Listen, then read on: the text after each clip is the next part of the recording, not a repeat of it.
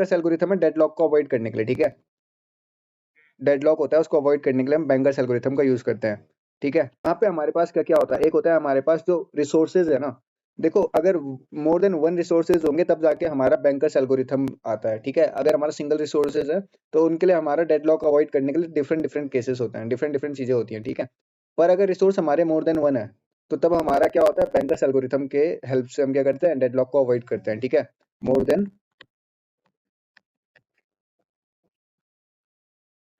One resource हो जब, ठीक है। और रिसोर्स क्या है, ए बी सी। यहाँ पे हमारे कितने रिसोर्स हैं, 3। मतलब हमारे पास 3 रिसोर्सेज हैं और उस रिसोर्सेज में से हमको इस P0 प्रोसेस को कितने एलोकेट हुए हैं, जीरो के जीरो, ए के कितने हुए हैं, 0, बी के कितने हुए हैं, 1, सी के कितने हुए हैं, 0, ठीक है।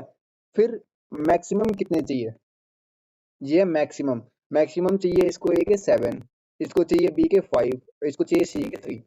मतलब इसको कितने एलोकेट हो रखे हैं, इतने। और अभी और कितने चाहिए, मतलब मैक्सिमम कितने चाहिए थे, इतने चाहिए थे। तो इतने में से कितना और इसको चाहिए, तो वो आएगा तुम्हारे एक नीड के अंदर, ठीक है। नीड के अंदर आएगा तुम्हारा ए बी एंड सी में, ठीक है। तो हमको पहले तो हर उसका देखो, ये हमको वो होगा, ठीक है। यूजर से हम इनपुट ले लेंगे कि हमारे पास एलोकेशन कितना कितना होगा, ठीक है। कि हमारे पास ए बी सी का P0 में कितना एलोकेटेड है और कितना मैक्सिमम रिक्वायरमेंट है उसका, ठीक है। अब मैक्सिमम रिक्वायरमेंट ए का कितना था, 7, और कितना एलोकेट हो रखा है, 0। मतलब अभी नीड कितने की है, पूरे 7 की ही है। बी का कितना रिक्वायरमेंट था, मैक्सिमम 5, कितना एलोकेट हुआ है, 1। तो अब कितना अभी कितना नीड है, 4। और यहाँ पे सी का कितना है, 3, और मैक्सिमम रिक्वायरमेंट और कितना एलोकेट है, 0। तो फिर अभी नीड कितनी है उसको, सी की 3। तो ऐसे ही हमारा क्या होगा, सबका कैलकुलेट हो जाएगा, ठीक है। देखो इसका कितना हो गया, 3 - 2 1 एंड 2 एंड 2, इसका क्या हो गया, 6 0 एंड 0, क्योंकि 2 चाहिए था और 2 इसको ऑलरेडी मिला है, तो अभी नीड कितनी है, 0। इसकी कितनी हो गई, 0 एंड 2 - 1 1, 2 - 1 1, और ये हो गया हमारा 4 3 एंड 1। तो ये हमारी हो गई इसकी नीड, ठीक है। कि इसको कितनी नीड थी वो हमको पता चल गया, इतना समझ आया। अब देखो, अब हमें ये चीज तो हमने इनपुट ले लिया यूजर से, ठीक है। और ये वाली जो चीज है ये हम कैलकुलेट कर लेंगे इन दोनों चीजों से, ठीक है। अब देखो, और ये हमारे पास है कि अभी अवेलेबल कितने हैं, मतलब फ्री कितना है, ये वाला स्टेप। मतलब देखो ये तो इतने एलोकेट हो रखे हैं, ठीक है। और ये हमारे पास अवेलेबल रिसोर्सेज है, ए बी और सी के, अभी 3 3 एंड 2 अवेलेबल है। तो अब हम चलेंगे इस वाले उसमें कि किसको कितना चाहिए था, मतलब एक एक करके हम सबको निपटाएंगे सारी प्रोसेसेस को। और ऐसे तरीके से हमको करना है कि यहाँ पे डेडलॉक ना लगे, ठीक है। देखो अभी हमारे पास एक एक कितने रिसोर्स अवेलेबल है, 3 3 से हम इसको कंप्लीट कर सकते हैं, नहीं। इसको तो अभी कितनी नीड थी, 7 की नीड थी, है ना। 7 की नीड में 3 से तो कंप्लीट हो नहीं सकता, ना ही 4 की नीड को हम 3 से कंप्लीट कर सकते हैं, और ना ही 3 की नीड को हम 2 से कंप्लीट कर सकते हैं, राइट। तो P0 तो पहली चांस में नहीं हो पाएगा, मतलब अभी जो अवेलेबल है उससे नहीं हो पाएगा। हमें देखना है कि इस अवेलेबल रिसोर्सेज से हमारा कौन सा प्रोसेस कंप्लीट हो जाएगा।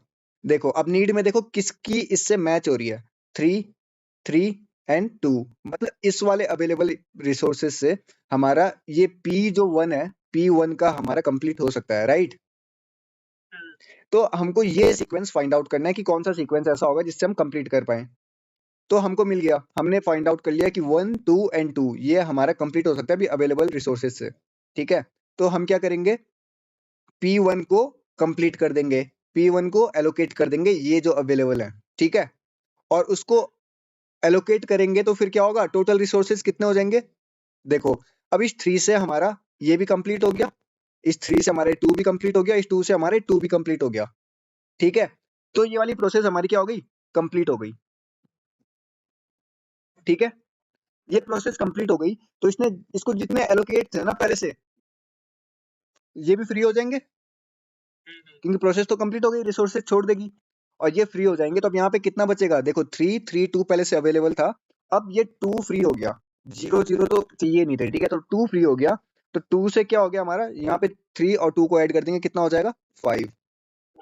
ठीक है। और यहाँ पे कुछ इसको एलोकेट थे पहले से, नहीं, तो ये 3 का 3 ही रहेगा, क्योंकि यहाँ से क्या ही फ्री होगा, है ना, कुछ फ्री होगा नहीं यहाँ पे। और यहाँ पे से 2 का भी क्या रहेगा, हमारा 2 ही रहेगा। तो अब हमारे अवेलेबल कितने हो गए, इतने। समझ आया? एक प्रोसेस कंप्लीट कर ली। अब हम इस पे दूसरी प्रोसेस ढूंढेंगे जो इस वाले में कंप्लीट हो रही हो। ठीक है। अब इस पे देखो कौन सी कंप्लीट हो रही है, ये तो नहीं हो सकती क्योंकि 7 इसको नीड है और हमारे पास 5 अवेलेबल है। ठीक है, ये तो कंप्लीट हो गई, इस पे जाने की जरूरत ही नहीं है। अब इसको देखते हैं, 6 भी कंप्लीट नहीं हो सकते क्योंकि ये 5 है और हमको 6 चाहिए। ठीक है, अब इसको देखते हैं, कंप्लीट हो सकती है, यस। तो अब हम P3 में आ जाएंगे और P3 को इससे कंप्लीट कर देंगे, तो ये भी क्या हो जाएगा हमारा, कंप्लीट। ठीक है। तो अब इसने इसको जितने एलोकेट थे ना, ये भी जब कंप्लीट हो जाएगा तो ये भी कंप्लीट हो गया, तो इसको जो एलोकेट थे इनको फ्री कर देगा, राइट। तो अब यहाँ पे क्या हो जाएगा, 5 एंड 2 कितना हो गया, 7। और बी के कितने इसने एलोकेट थे, 1 एलोकेट था, वो भी फ्री कर दिया, 3 एंड 1 4। और 2 का कितना एलोकेट था, 1। और 2 और 1 कितना हो गया, 3। तो अब कितने अवेलेबल हो गए हमारे पास, 7 4 एंड 3। अब इससे हम चेक करेंगे कौन कौन से कंप्लीट हो सकते हैं। देखो स्टार्टिंग से देखो, 7 4 3 ये कंप्लीट हो जाएगा क्योंकि इक्वल है, इतनी तो नीड है इसको और उतने हमारे पास अवेलेबल है, तो हम जाएंगे इस पे। अब हमने इसको क्या कर लिया, कंप्लीट कर लिया। ठीक है, तो 7 4 3 को जो एलोकेट थे वो भी हम क्या कर देंगे, अब फ्री कर देंगे, क्योंकि जब ये कंप्लीट कर दिया हमने 7 4 3 से, तो ये अब जो एलोकेट थे वो भी फ्री हो जाएंगे। तो क्या बचेगा हमारे पास, 7 4 में 1 और आ गया कितना, ये 4 में 1 हो गया 5 और 3 का 3 रहा। ठीक है, अब हमारे पास ये भी कंप्लीट हो गया। अब दोबारा से हम 7 5 3 अब अवेलेबल है हमारे पास। ठीक है, अब हम इससे चेक करेंगे कौन कौन से कंप्लीट हो सकते हैं, ये भी कंप्लीट हो गया। ठीक है, और कौन सा कंप्लीट हो गया, ये भी कंप्लीट हो गया। अब कौन सा बचा हमारे पास, 6 0 एंड 0, राइट। तो अब हम चेक करेंगे 6 0 0 कंप्लीट हो रहा है इससे, यस हो रहा है, तो अब हम इसको कंप्लीट कर देंगे। ठीक है, और ये कंप्लीट कर देंगे तो फिर क्या होगा, अब देखो इसको जो एलोकेट है यहाँ पे, ये भी क्या हो जाएंगे, फ्री हो जाएंगे। और फ्री होकर कितना बन जाएगा, 7 एंड 3 10, 5 एंड 0 5। ठीक है, एंड 3 एंड 2 5, और ये भी कंप्लीट। ठीक है, अब फिर से अभी पूरा नहीं हुआ ना, तो अभी अभी अब हम दोबारा से देखेंगे। अब इस पे जाने की जरूरत है नहीं क्योंकि ये तो कंप्लीट है, इस पे जाने की भी जरूरत नहीं, ये भी कंप्लीट है, ये भी कंप्लीट, ये भी कंप्लीट। अब बचा लास्ट वाला, ये देखो ये कंप्लीट हो जाएगा इस वाले से, 4 3 1, यस हो जाएगा। तो अब जब ये कंप्लीट कर दिया, ये वाला भी कंप्लीट कर दिया, तो इसके जो यहाँ पे रिसोर्सेस इसको एलोकेट थे ये भी फ्री हो जाएंगे और टोटल है। तो अब कितना बच गया, 10 बच गया, और ये 5 का हमारा 5 बच गया, और ये यहाँ पे से 2 फ्री हो गया, तो 5 का 2 हो गया 7। तो हमारे जो लास्ट में जो रिसोर्सेस थे ये 10 5 एंड 7 ये हमारे बच गए। मतलब हमने जितने अवेलेबल रिसोर्स थे स्टार्टिंग में, इससे हमने क्या कर दिया, पूरी प्रोसेस को कंप्लीट कर लिया, राइट। और हमारा कहीं पे डेडलॉक भी नहीं लगा, लगा कहीं पे डेडलॉक, सारा हमारा फ्री हो गया।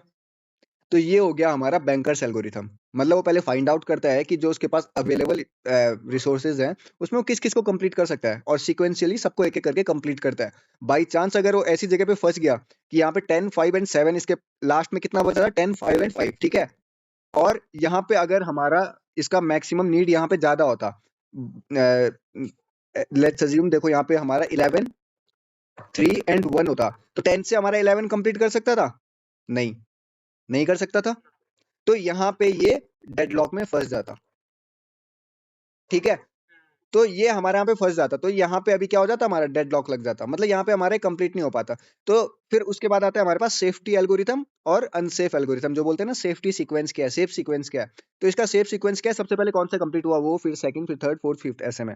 और यहाँ पे हमारे यहाँ पे कंप्लीट इनकम्प्लीट हो जाता, तो यहाँ पे बैंकर्स एल्गोरिथम अप्लाई नहीं हो पाती फिर। ठीक है, तो मतलब बैंकर्स एल्गोरिथम का काम है कि एक बार सीक्वेंशियली और ढंग से जितना उसके पास अवेलेबल है उसके अकॉर्डिंग वो सबको सॉल्व करे और अपने रिसोर्सेज को इंक्रीमेंट करते रहे और सारे रिसोर्सेज को कंप्लीट कर दे, सारे प्रोसेसेस के। तो यहाँ पे हमारा सेफ सीक्वेंस मिल जाएगा इसका, जो हमने सबसे पहले कंप्लीट किया था वैसे में। ठीक है, तो ये हमारी बैंकर्स एल्गोरिथम आ गई। अब इस पे स्ट्रक्चर काम बनेगा, पहले एक बार यहाँ देख लेते हैं। देखो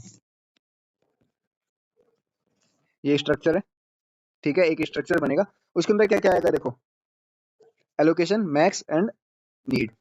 ठीक है, एलोकेशन, अब देखो एलोकेशन के अंदर कितने रिसोर्स हो सकते हैं, मोर देन 1।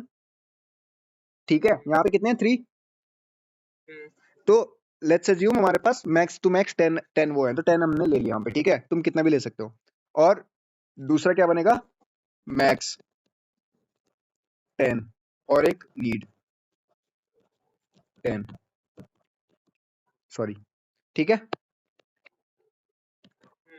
ये तुमने क्या कर दिया, बस यही बनाया देखो हमने।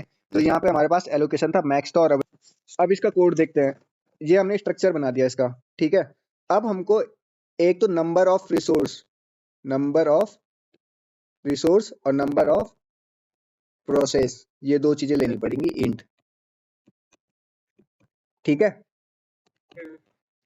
और अब आ जाओ देखते हैं हमारा मेन, ये मेन फंक्शन है, ये तुमने ऊपर ही बना दिया, ठीक है, ग्लोबली। अब देखो मेन के अंदर हमारा, मैं एल्गोरिथम लिख रहा हूँ बस, ठीक है। क्या क्या करना है, पहले तो हमको इनपुट लेना पड़ेगा। इनपुट में क्या क्या, देखो हमको एक तो नंबर ऑफ रिसोर्स चाहिए और एक नंबर ऑफ प्रोसेस चाहिए, ठीक है।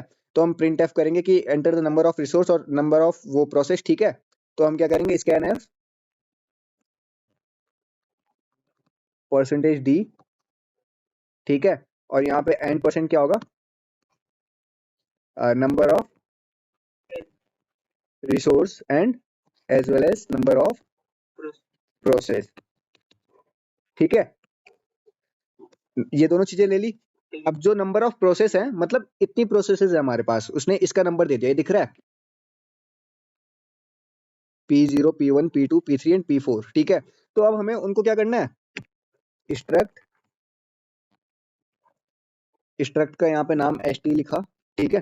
तो स्ट्रक्ट st एंड प्रोसेस बना दिया, एक ps बना दिया, ठीक है। और उसको साइज दे दिया नंबर ऑफ प्रोसेस। अगर यहाँ पे 5 आया होगा तो यहाँ पे 5 का साइज मिल जाएगा, ठीक है। और तुम्हारे पास ये नंबर ऑफ रिसोर्स हो गए, ठीक है। और अब तुम्हें क्या चाहिए, एक चीज और, अवेलेबल, ये भी तो चाहिए। इंट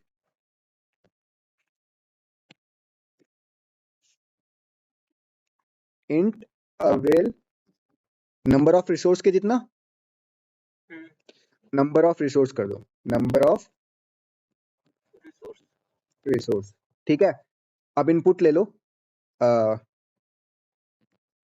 इनपुट का मैंने एक फंक्शन बना दिया जिसपे मैंने एक अवेल पास कर दिया, अवेल पास कर दिया, और क्या पास कर दिया, पी एस पास कर दिया, ठीक है, ठीक है। इस पे हम क्या क्या करेंगे, देखो इसका एक फंक्शन देख लेते हैं यहाँ पे, पहले इसका फंक्शन देख लेते हैं, ठीक है, फंक्शन कैसे बने। इनपुट, यहाँ पे समझ भी आ जाएगा, दिख रहा है। देखो इनपुट में क्या कर लिया, हमको एक हमने अवेल पास किया था और एक क्या पास किया था, पी एस, ठीक है। इसको लिखने का पूरा तरीका होता है, वो लिख लेना, इंट अवेल और struct S T P S, ठीक है। अब देखो पहले हम रिसोर्स ले लेते हैं, ये वाले कितने अवेलेबल हैं, ठीक है। प्रिंट एफ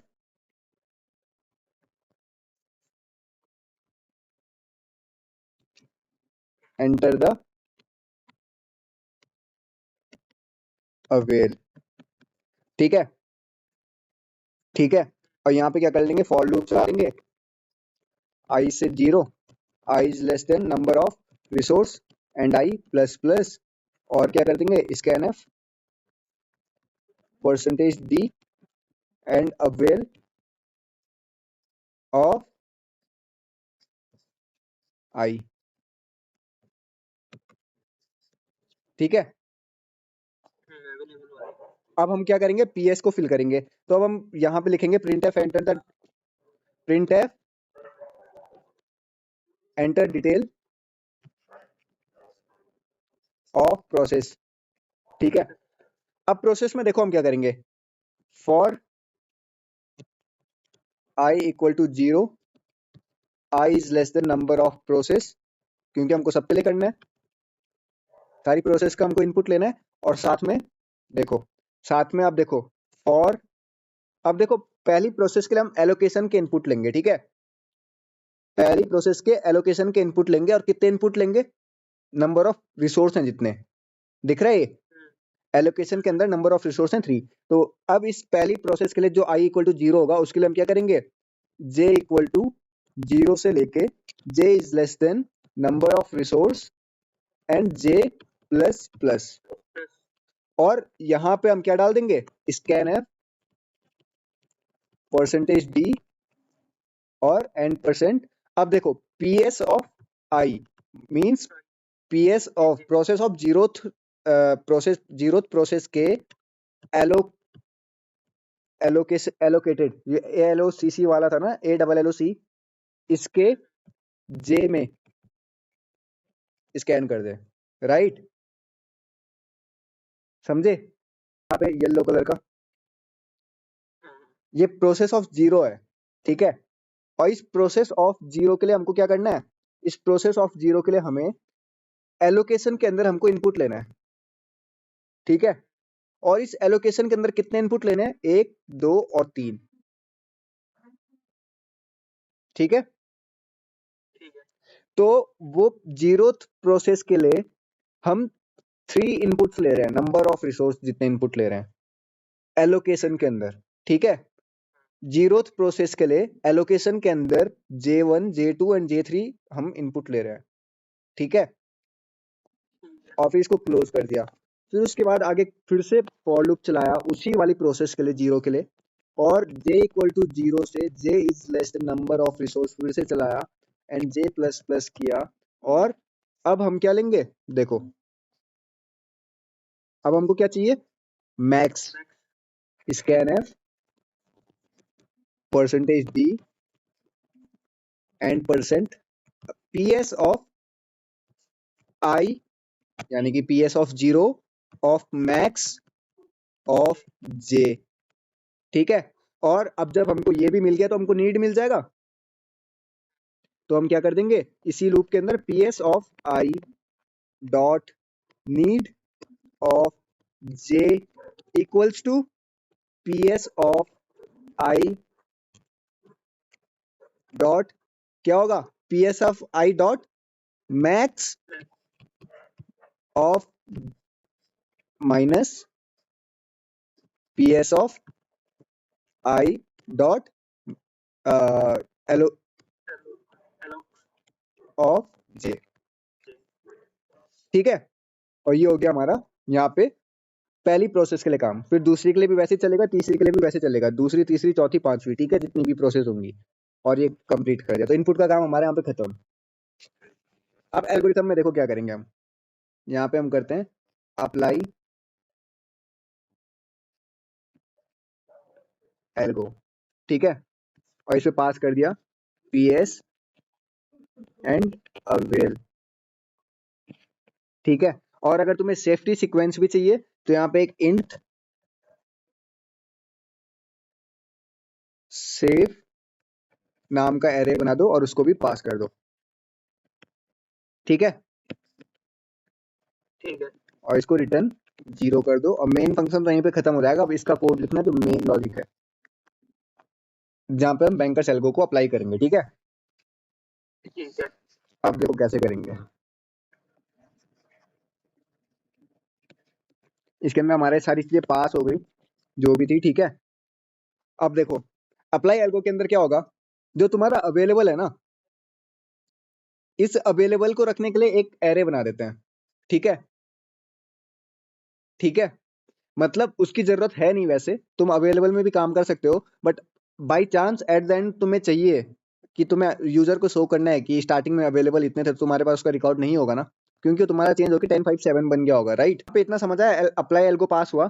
उसके बाद मैंने बोला अगर तुम्हारे पास यहाँ पे अवेलेबल जो एरे है ना, अगर तुम इस पे जब चेंजेस कर रहे हो तो लास्ट में क्या हो जाएगा? 1057 में बन जाएगा। तो तुम्हारे पास डेटा नहीं होगा कि तुम्हारा स्टार्टिंग में अवेलेबल में था कितना, 332, ये चेंज हो जाएगा। यहाँ पे अप्लाई एल्गो के अंदर आए, यहाँ पे वर्क नाम का एक एरे बनाया, फिर उसके बाद हमने एक बूल कंप्लीट नाम का एरे बनाया जिसपे हमें कंप्लीट को स्टोर कर पाए, ठीक है? फिर उसके बाद हमने क्या किया, उसके बाद हमने प्रोसीड एक ट्रू बना दिया और एक वाइल लूप चलाया, वाइल लूप जो चलता रहेगा जब तक ट्रू होगा, ठीक है? और उसके बाद प्रोसीड को यहीं पे फॉल्स कर दिया, ठीक है? और उसके अंदर अगर हमारा एक सीक्वेंस कंप्लीट होगा तो हम अंदर प्रोसीड को ट्रू करेंगे, अभी आगे देखते हैं, ठीक है? अब उसके बाद हमने सारे प्रोसेसेस के लिए चलाना है, ये सारी प्रोसेस के लिए चेक करना है, तो फिर हम for int i equal to 0 से लेके i less than number of process तक चल रहे हैं, ठीक है? और पहली प्रोसेस के लिए सारे रिसोर्स चेक कर रहे हैं कि उसके रिसोर्स में वर्क ऑफ j से कम की नीड है या नहीं। अगर वर्क ऑफ j से कम की नीड है तो कंटिन्यू करते रहो, अदरवाइज फ्लैग इक्वल टू 1 कर दो। फ्लैग इक्वल टू 1 क्यों किया? क्योंकि यहाँ पे हमारा क्या होगा, यहाँ पे हमारा नीड में उसकी नीड ज्यादा थी और वर्क में कम रिसोर्स अवेलेबल थे, तो हमारा फ्लैग हमने 1 कर दिया। और फ्लैग अगर फिर जब लूप से बाहर आएंगे उस रिसोर्स के, पहली रिसोर्स के, तो फिर हम क्या करेंगे, फ्लैग इक्वल टू अगर 1 मिला तो हम इसको कंटिन्यू कर देंगे। ठीक है, कंटिन्यू किया, कंटिन्यू करने के बाद अगर यहाँ पे फिर हम क्या करेंगे, दूसरी के लिए चेक करेंगे, और अगर वो कंटिन्यू नहीं हुआ, मतलब हमारा यहाँ पे सारे नीड के अंदर जो वर्क ऑफ जे है उससे कम है ना, तो मतलब हमारे कंप्लीट हो सकता है, तो अब हम नंबर ऑफ रिसोर्स तक चला रहे हैं। ठीक है, इतना समझ आया? अब देखो, अब इसके बाद यहाँ पे हमने क्या किया, हम यहाँ पे जब इसका ये कर रहे थे ना, तो यहाँ पे ऐड कर दे रहे थे, जितने इसको एलोकेट थे ये भी फ्री कर दे रहे थे नंबर ऑफ रिसोर्स। अब एक तो हमारी कंप्लीट हो गई है, तो हम क्या करेंगे, उसके नंबर ऑफ रिसोर्स को क्या कर देंगे, फ्री कर देंगे। तो फ्री करने कैसे कैसे होंगे, देखो, अब J work of J plus equals to PS of I dot, और अवेलेबल वाले कहाँ थे, मतलब एलोकेट वाले कहाँ थे, 1, जो एलोकेट हुए थे ऑलरेडी, और उन्हें हमको क्या करना है, इनको हमको फ्री करवाना है, 0 1 0 को, तो 0 1 0 को हम फ्री करा के अवेलेबल में ऐड कर देंगे। ठीक है, तो देखो हमने क्या कर दिया, PS of I dot avail of J, तो फ्री भी हो गए अब, और प्रोसेस भी कंप्लीट हो गई, है ना, प्रोसेस भी कंप्लीट हो गई। तो हम क्या कर देंगे, जो ये प्रोसेस चल रही थी, तो उसके लिए हम क्या कर देंगे, complete of I equals to, complete of I equals to true. ठीक है, क्योंकि कंप्लीट हो गई ना वो अब, और उसके साथ हम क्या करेंगे, प्रोसीड इक्वल्स टू ट्रू, जो यहाँ पे प्रोसीड था इसको भी ट्रू कर दिया, जो हमने फॉल्स किया था, जिससे कि व्हाइल लूप दोबारा चल पाए। ठीक है, अब एक चीज और, सेफ सीक्वेंस अगर हमको प्रिंट करना है, तो मैंने कहा था ना सेफ नाम का एरे भी पास कर दो, तो सेफ में एक के ले लो, के को बाहर 0 से इनिशियलाइज कर दो। ठीक है, इंट के इक्वल्स टू 0। ठीक है, और इस के को यहाँ पे क्या कर दो, प्लस प्लस कर दो, तो पहले 0 में क्या कर देगा, उसका सीक्वेंस डाल देगा, सीक्वेंस मींस उसका नंबर डाल देगा। ये समझ आया, सेफ सीक्वेंस इसके अंदर प्रिंट होता रहेगा फिर, समझ आया? ठीक है, और एक लास्ट चीज क्या बची अब यहाँ पे तो हमारे कंप्लीट हो गया, फॉर लूप कंप्लीट हो गया यहाँ पे का, ये वाला जो बाहर वाला फॉर लूप था ये कंप्लीट हो गया। बट अब देखो यहाँ पे ना एक चीज है, एक चीज अभी छूटी है, वो क्या छूटी है, जो हमने प्रोसीड ऑफ ट्रू लिया ना, इसका यूज किया नहीं कहीं पे, तो अब यहाँ पे जब हम फॉर इसके अंदर जा रहे हैं ना, I equal to 0, I is less than number of process and I plus plus, again and again हम आई इक्वल टू 0 कर रहे हैं, राइट? तो हमें जरूरत ही क्या है, जो कंप्लीट हो गया उसको तो हम चेक ही नहीं कर रहे थे, तो वो सारे का सारा हम क्या कर देंगे, यहाँ पे इफ के अंदर लिखेंगे, if complete of I equals to false, तो तभी जाके ये सारी चीजें करना, अदरवाइज करने की जरूरत नहीं है। समझ आया? वो सब डाल दिया हमने इफ के अंदर। ठीक है, कि दोबारा चेक करने की जरूरत ही नहीं है ना, कंप्लीट हो गया तो। समझ आया ना ये वाला सीन क्या बोला मैंने यहाँ पे? अब देखो, अब लास्ट में जब हमारा फॉर कंप्लीट हो गया, तो अब हम चेक करेंगे कि ये सेफ सीक्वेंस था भी या नहीं था। ठीक है, इंट आई इक्वल्स टू 0 ले लिया, फॉर चला लिया तुमने आई इक्वल टू 0 से I is less than number of process. ठीक है, और एंड ये हम चेक करने के लिए कर रहे हैं कि हमारी सारी कंप्लीट हो गई या नहीं होगी। अगर सारी कंप्लीट हो गई दैट्स मीन ये सेफ सीक्वेंस था, और सारी कंप्लीट नहीं हुई मतलब वो सेफ सीक्वेंस नहीं था। ठीक है, तो I is less than number of process and जब तक हमारा complete of I equals to true है, तो मतलब वो कंप्लीट हो रखे हैं, तब तक चलना। ठीक है, समझे क्या बोला? या तो नंबर ऑफ प्रोसेस से नीचे तक चलना, ये तो हम सब लिखते ही हैं ये वाली चीज। ठीक है, ठीक है, बट ये क्यों लिखा कि complete of I equal to भी ट्रू होना चाहिए, अगर ट्रू नहीं हुआ तो वहीं पे रुक जाना, टर्मिनेशन है। ठीक है, और आई प्लस प्लस।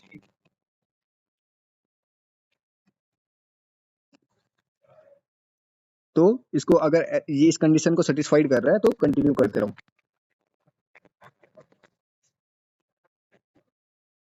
समझ आया? और लास्ट में क्या कर दो, इफ अगर ये फॉर लूप सारी प्रोसेस के लिए चला, that's mean complete of I सारे ट्रू हैं, ठीक है। If I equals to number of process, तो इसका मतलब क्या है, सेफ सीक्वेंस, ठीक है। प्रिंट एफ के अंदर लिख देना, और एल्स में लिख दो नॉट अ सेफ सीक्वेंस। समझ आया?